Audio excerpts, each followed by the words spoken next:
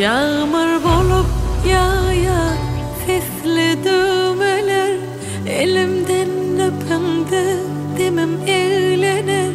Irlasım gelli, ırılım ananasım gelli, ananım. Yağmur bolup yağar sesli düğmeler, elimden öpündü demim eğlenir. Irlasım gelli, ırılım ananasım gelli, ananım. Sen yüreğime değdin,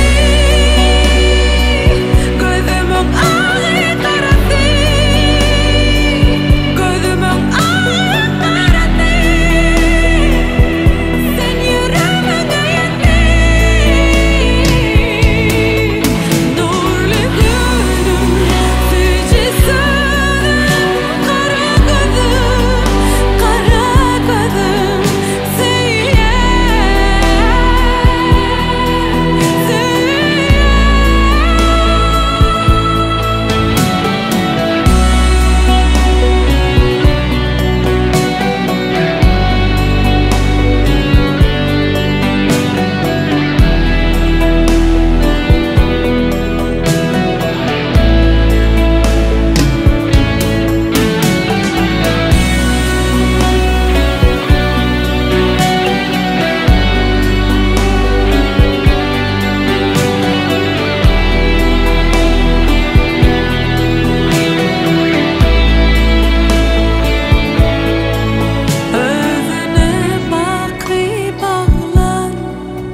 Naçar gönlümü avlan, kucağına dolsam, halalın bolsam sevgilim.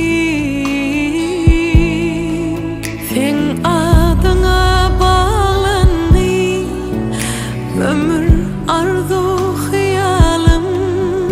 Beren güllerini mehre dolayın sevgilim.